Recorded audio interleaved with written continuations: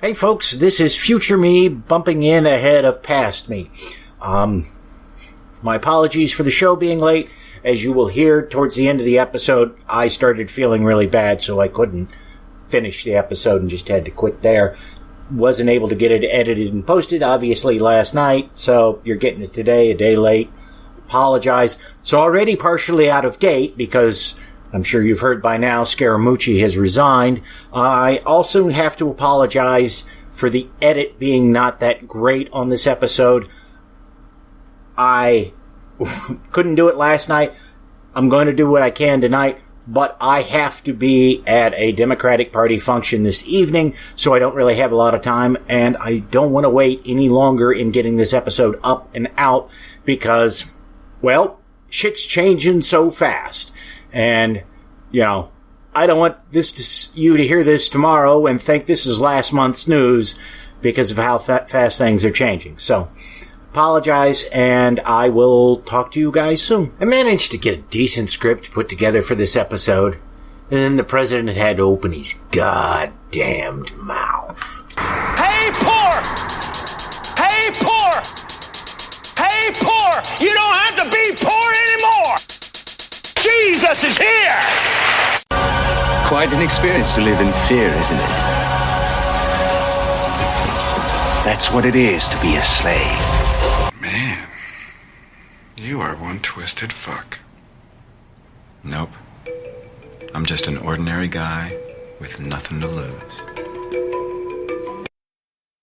Greetings, fellow worker slaves, podcasting at 128 kilobits from the Fortress of Squalitude, not far from the redneck Mecca.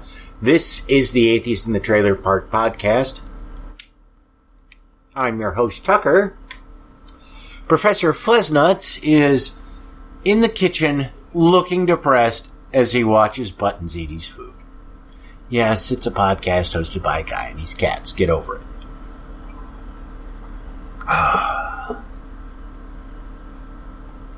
And this is a news show episode.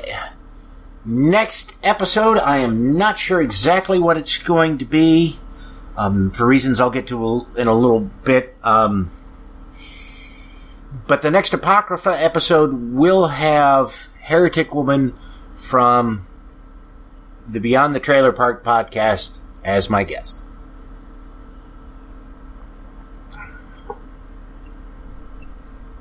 Okay.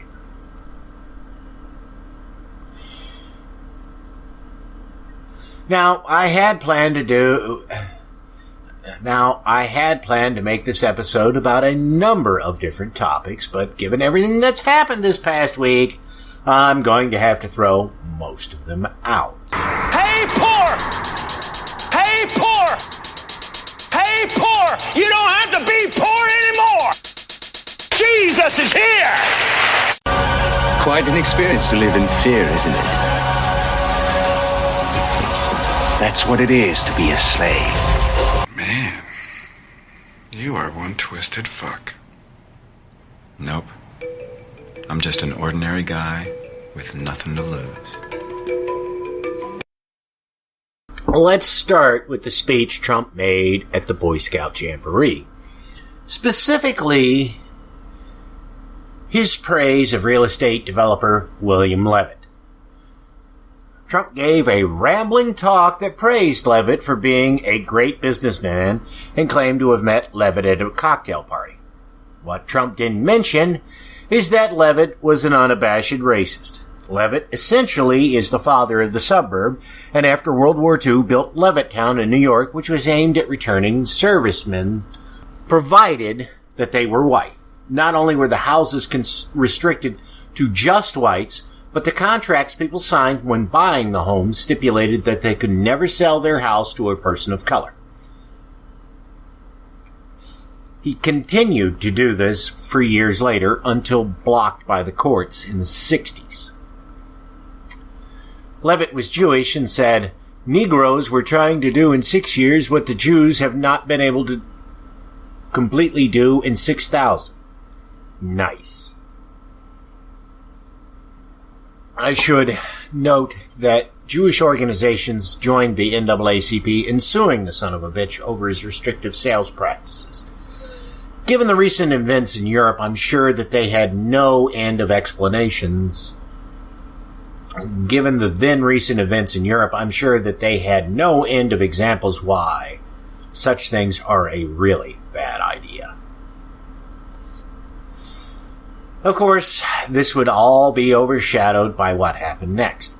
69 years to the day that President Truman ordered the desegregation of the U.S. military, Trump tweets out that he's not going to allow transgender people to serve in the U.S. military.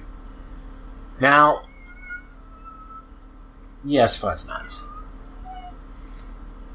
Yes, Fuzznuts. Now, let's be clear here. Truman didn't desegregate the military out of a feeling that racism was wrong. Truman had no problem telling racist jokes and supposedly barred Jews from entering the family home. A number of groups were applying pressure on Truman to get him to act, and it was the lynching of a black World War II veteran in, I think, Texas, which caused him to desegregate the military. Truman was enraged that someone who had served the country in its most recent conflict was brutally murdered and felt that if the military was desegregated, something like this wouldn't happen again. Surprisingly, Trump's act resulted in a firestorm of controversy. I would have expected most Republicans to applaud Trump's tweet. Instead, a considerable number of them came out against Trump's plan to prohibit transgender people from serving in the military. Never in my life would I have expected Senator Orrin Hatch of Utah to come out in defense of transgender rights. But he did. It's almost like having Strom Thurmond come out and support equality for African Americans. Even the Pentagon pushed back by saying basically, a tweet isn't in order, so we will continue to allow them to serve. Now, I'm fairly ignorant on the military and trans issues, so I'm not going to comment too much more on this. I've asked Carla Lewis, who is both ex-military and transgender, to be on the show to talk about this. That will probably go out as a special in the near future.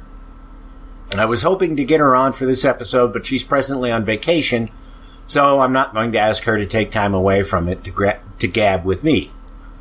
I thought about asking friend of the show, Callie Wright, her thoughts on the subject, but she's presently taking care of Celeste, who is recovering from surgery. And Callie herself is going to be having surgery in a few days, so I don't want to impose on her during such a time. The surgeries they're having are related to the process of transitioning, and not because they were in an accident or anything. Celeste, according to Callie, is doing well after her surgery, though she is in a considerable amount of pain.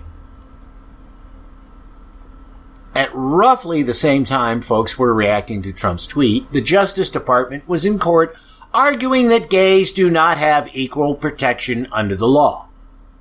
No shit. Let me quote from the New Civil Rights Movement's site about this. The Department of Justice has just filed a brief arguing the landmark Civil Rights Act of 1964 does not protect gay workers, barely 12 hours after President Donald Trump launched a historic assault banning active duty transgender service members. His administration has told a federal appeals court the Civil Rights Act of 1964 does not protect homosexuals from discrimination. The DOJ's use of the term homosexuals is itself a throwback to a time when anti-LGBT discrimination was acceptable. In short, the amicus brief claims sexual orientation discrimination is not sex discrimination, contrary to the published position of at least one federal agency, the U.S. Equal Employment Opportunity Commission. Title VII of the Civil Rights Act makes it unlawful to discriminate against someone on the basis of race, color, national origin, sex, including pregnancy, and gender identity or religion. I don't know why, but this doesn't seem to have gotten as much attention as the attempt at banning transgender people from serving in the military, even though it has far wider consequences. The ACLU are fighting this, of course, but we've no way of knowing how the courts will rule on the matter. I do believe that in previous cases, the courts have all agreed that the Civil Rights Act does, in fact, protect gays. But, of course, the makeup of the court has probably courts have changed since Trump took office, and he's got various nominees on various benches, so we are going to have to see.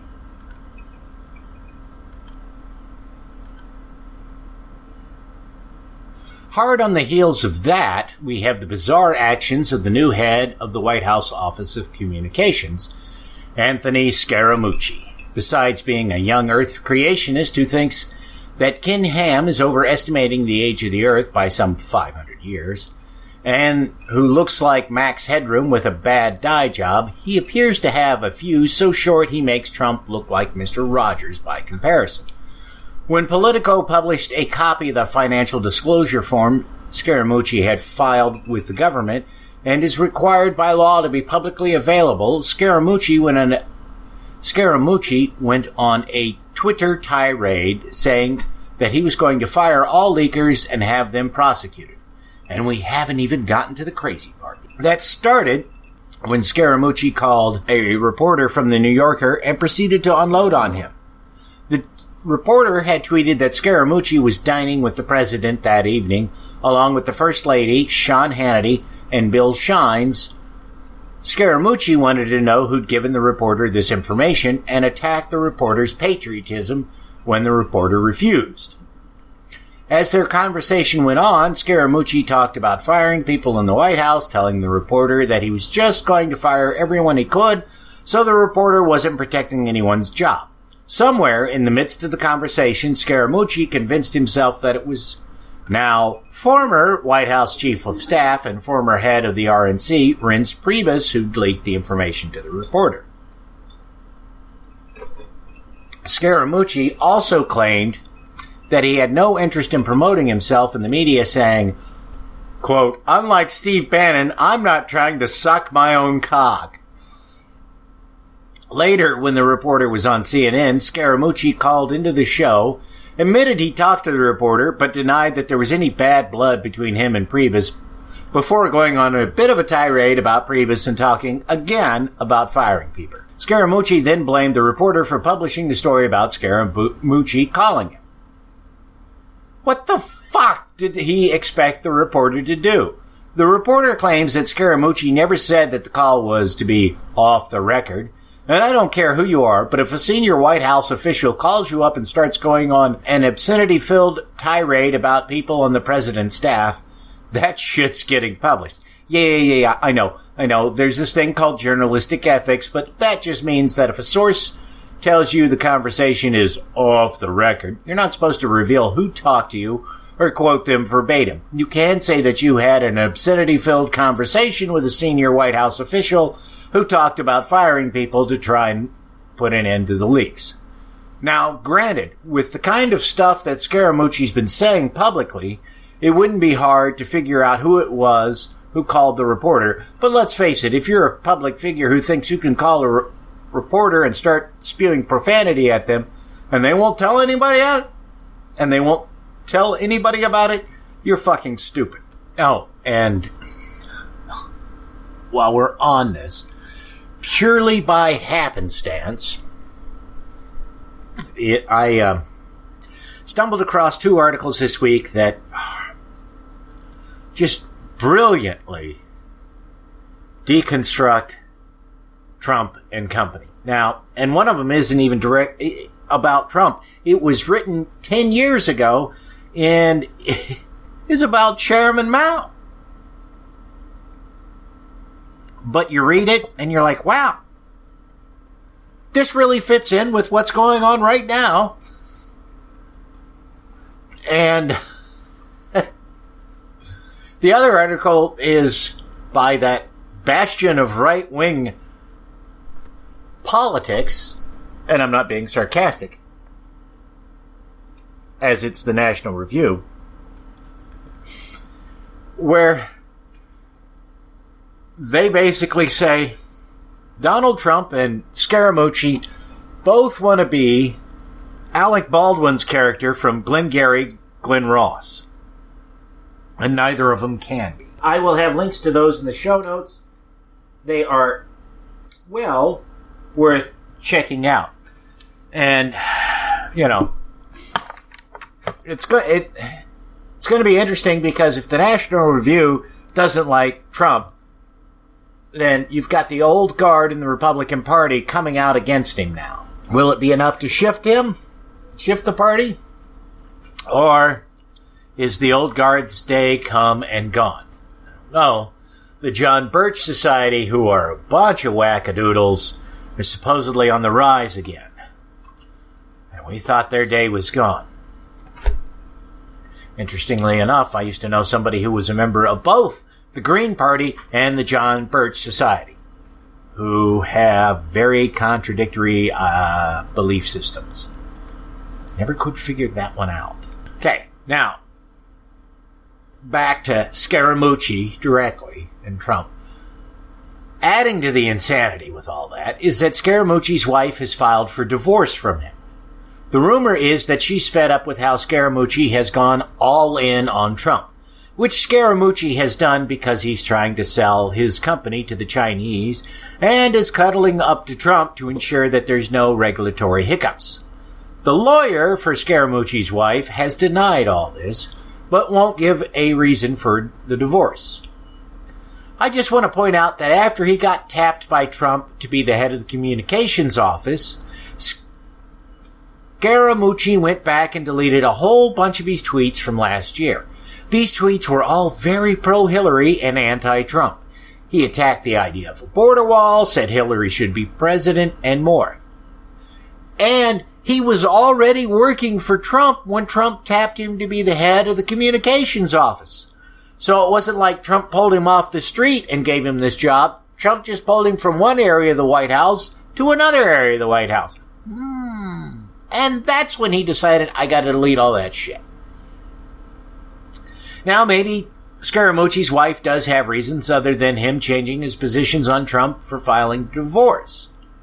But it really doesn't strike me as being implausible that she got tired of him being all Trump all the time. Oh, and on Monday, when she went into labor and gave birth to their second child, Scaramucci sent her a text from the White House saying that he'd pray for their kid. Yeah.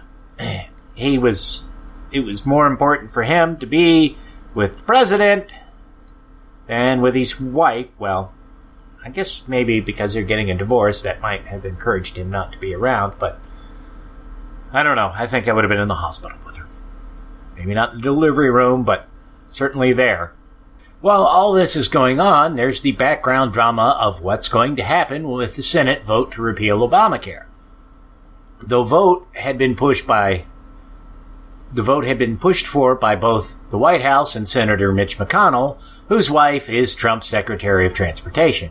In an all-night session, it came down to just 3 votes by Republicans to defeat the repeal of Obamacare.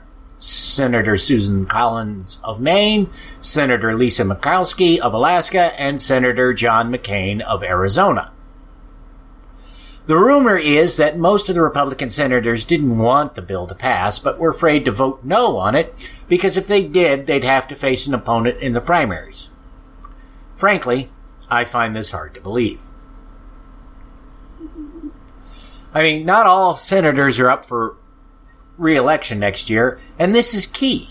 The previous efforts to repeal Obamacare have all been scheduled to take effect in 2019, because nobody's up for election that year.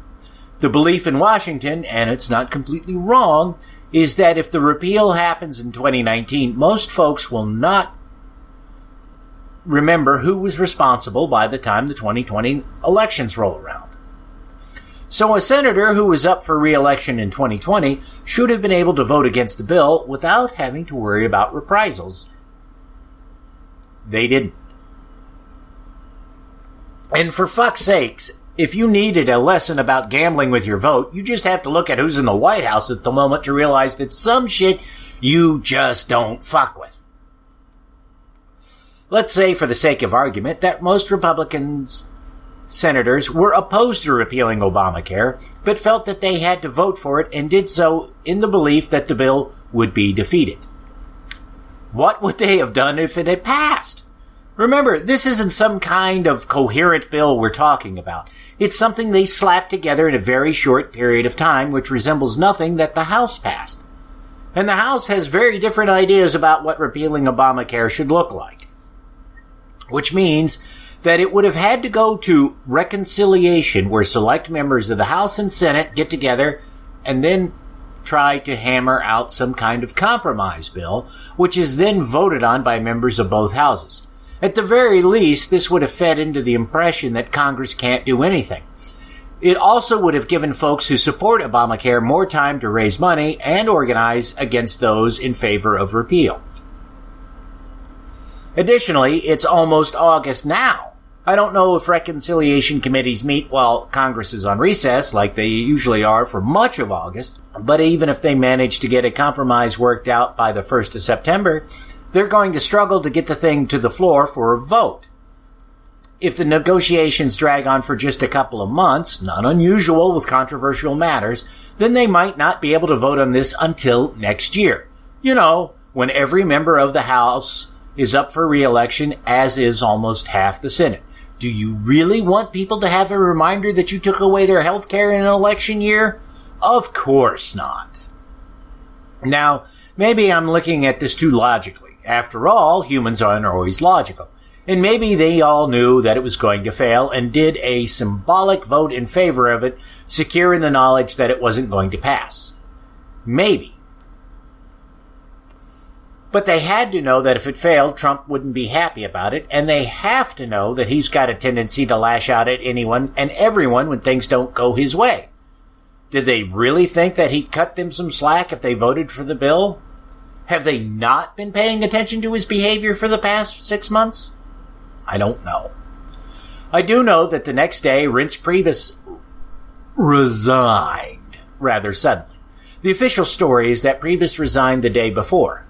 However, events seem to paint a different picture. Priebus was with the president on Long Island. When they returned to D.C., Priebus and a few other White House staffers got off Air Force One and got into a car together. Before the car could move, Trump tweeted out that he'd replace Reince as chief of staff with General John Kelly. The staffers immediately got out of the car and it drove off with Priebus being all alone. Doesn't sound to me like Priebus resigned, but what the fuck do I know? The reason they were coming back from Long Island is because Trump gave a speech there where he told the police not to be too nice on the people they arrest. That's right, the President of the United States was encouraging police brutality. His audience applauded. Do I need to say any more on the subject? Still more disturbing is something which happened last week that got almost no coverage in the media. Rex Tillerson is shutting down the State Department's office in charge of going after war criminals. Apparently, this isn't seen as being important. This is going to have long-term repercussions that we can't even begin to predict. One of the things that is certain to result from this is that our already shaky image on human rights issues is going to crumble. We can't even pretend that we care about such things now. Of course, nobody's going to say, "Hey, the U.S. isn't watching us anymore, let's commit war crimes." But it means that nations who are trying to capture and prosecute war criminals are going to have a much harder time doing it because they can't count on help from the U.S. There is one thing that I will give Trump credit for, however. This week, he honored the law enforcement personnel who stopped the shooter trying to kill politicians last month. And yes, Crystal Griner, the lesbian officer who risked her life to save Scalise, was among those so honored. No idea if Scalise has stopped being a raging homophobe as a result of having his life saved by a lesbian, but let's hope so. One more bit of Trump-related news before we move on to other things. In the wake of the failure of the Obamacare repeal, one more bit of Trumpian-related news before we move on to other things. In the wake of the failure of the Obamacare repeal bill, he's now threatening to take away the health insurance of members of Congress. This strikes me as a bad move politically. You don't demand that members of your party do something and then threaten them after they do it because you didn't get the result you wanted. Almost everybody in Congress has been involved in politics far longer than Trump has, and they can fuck his world up in many different ways if they really want to. Most of them, to this point, haven't been willing to do that.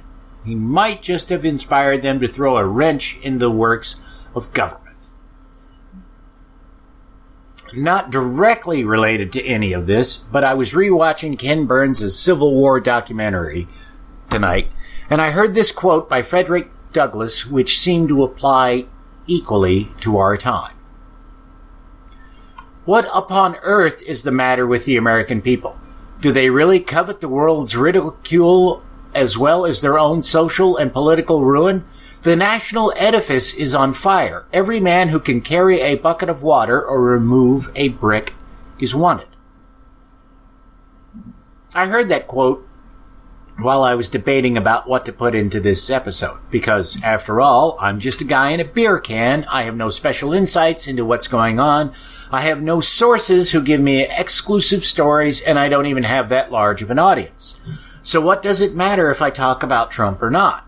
I'm sure people are sick and tired of hearing about him, and maybe if I avoid the topic, I'll attract more listeners. But I heard that quote, and I thought about it. Years from now, no matter what happens but I heard that quote, and I thought about it. Years from now, no matter what happens with Trump, historians are going to be looking back at this period of time and wondering what ordinary people thought of him, regardless if he becomes a terrible tyrant or is merely a miserable failure. They're going to want to know if people spoke out against him, if people saw him to be what he was. Now, I've no delusions that my words on the subject will ever be quoted, but I'm sure that some historian will want to know the number of folks who decried Trump. And I don't know about you, but I want to be in that number. Enough of Trump. Let's get to other news in the time that we have left. That was the most offensive science report I've ever heard. How could you do such a thing? Beavis helped me. From Geek.com. It didn't take long for humans and Neanderthals to start boinking. The prevailing thought for decades was that humans descended from Neanderthals more or less directly. Some thought we may be close cousins, but that's about as intimate as anyone thought we got for some time. The more we started digging, though, the more and weirder mysteries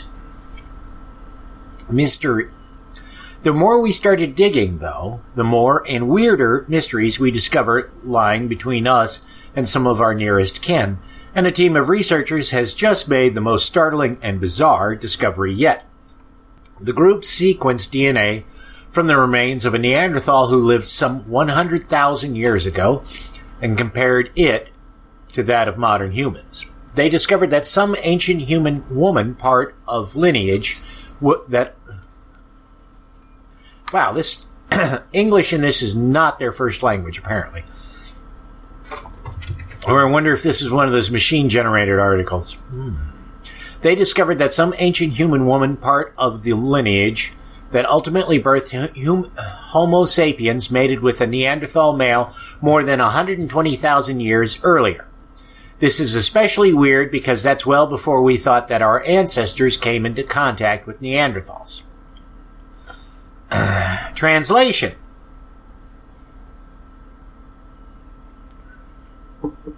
They did a DNA sequencing of 100,000-year-old Neanderthal fossils and found DNA of humans in there that appeared to date from 120,000 years before that fossil was created. That's not quite exactly right, but hopefully you get the point. Let me try that again in English. So they analyzed a fossil of Neanderthals that was 100,000 years old. Based on the genetic analysis, they realized that 120,000 years prior to that, apparently, female Homo sapiens had mated with a Neanderthal. There we go. And this is well before we thought that humans and Neanderthals had ever seen one another, let alone bumped uglies. I personally find this fascinating because when a study was released a few years back saying that it was probably rare for humans and Neanderthals to mate, as the likelihood of them having offspring was so low due to genetic incompatibilities between the two species, I thought this was bullshit.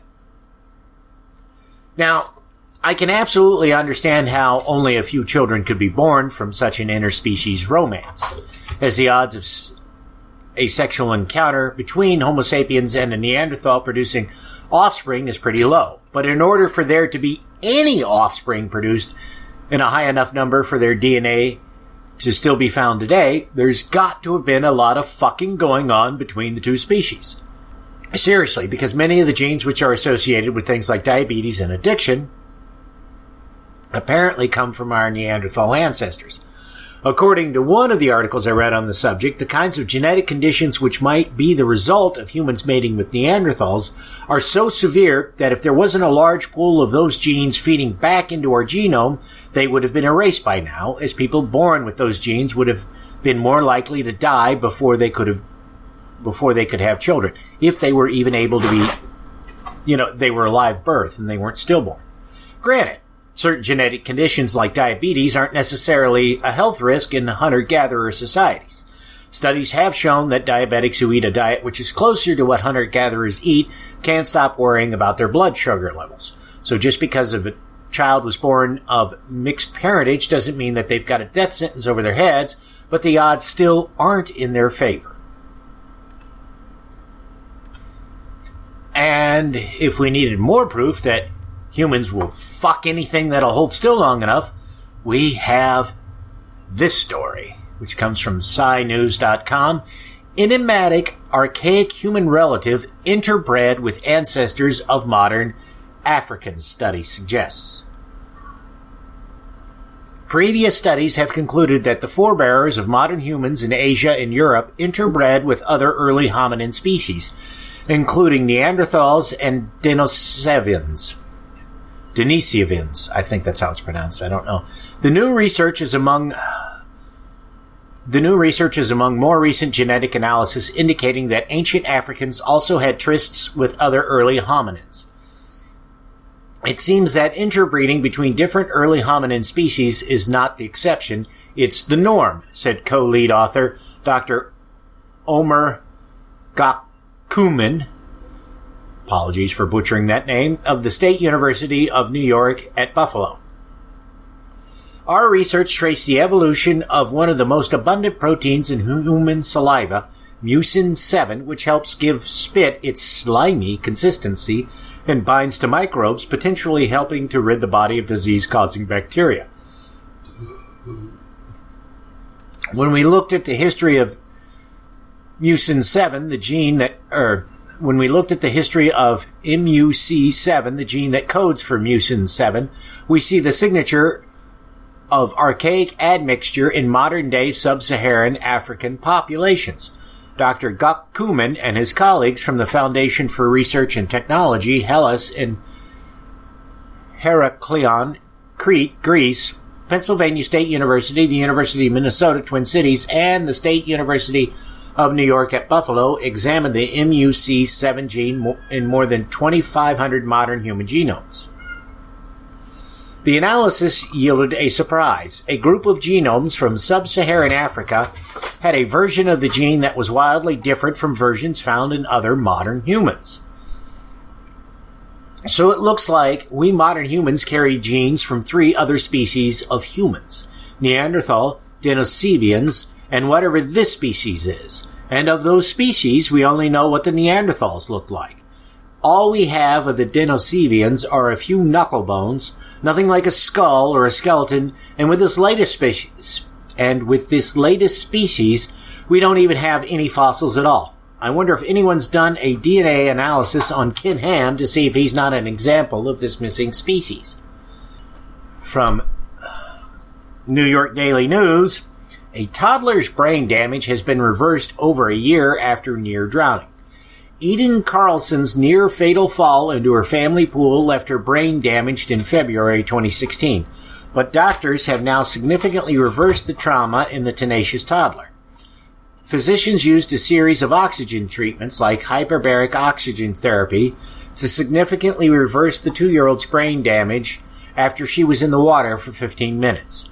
To wake up her brain, doctors gave Carlson oxygen at a pressure higher than the general atmospheric pressure, increasing the amount of oxygen in her blood and repairing her damaged tissue in a sealed, pressurized hyperbaric chamber. Now, this procedure only worked because the child's brain is still developing, and she hasn't made quite a full recovery as of yet. So don't think that this method will help someone recover from a stroke. It does, however, offer tremendous potential to help children with similar conditions, and it might enable us to better understand what happens during brain development, which could, in turn, lead to better treatments for things like strokes. If I'm wrong, nothing happens. We go to jail, peacefully, quietly. We'll enjoy it. But if I'm right, and we can stop this thing, Lenny, you will have saved the lives of millions of registered voters. From TechCrunch.com, Tesla adds James Murdoch and Linda Johnson Rice to its board. Tesla has added 2 independent directors to its board, including 21st Century Fox CEO James Murdoch and Johnson Publishing Company CEO and Chairman Linda Johnson Rice. The 2 new board members were added just a few months after Tesla confirmed it was seeking additional independent directors without ties to CEO and founder Elon Musk. Until now, Tesla's board included 5 of 6 total directors prior to these additions, people with either personal or professional ties to Musk. A group of powerful investors in the company, including the California State Teachers Retirement System, issued a letter to the company in April asking for the addition of 2 new independent members without direct ties to Musk. Musk said at the time Tesla had already been planning to announce 2 new independent board members ever since its acquisition of SolarCity, the solar power company founded by Musk's cousins. Musk said via Twitter in April that the activist shareholder group had nothing to do with the decision to appoint these directors. I wasn't really sure as to where to put this story, but I'm sticking it into politics because I think that this is where we're most likely to see the impact of this. Reason being that with a Murdoch on the board, we're probably going to be seeing a shift on Fox News and how they cover things like Tesla and global warming. Tesla, as you may or may not know, has benefited tremendously from those nasty tax credits that Obama gave out to people who bought electric cars.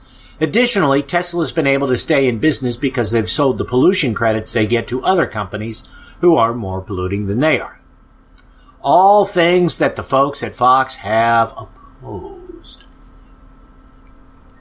Given that the head of Fox now stands to make money from Tesla, I think that we might see a shift in their coverage of issues like global warming, tax credits for electric cars, and the like. It's going to be interesting to see the kinds of contortions they go through when this happens. I also don't want to overlook the appointment of Ms. Rice to the board.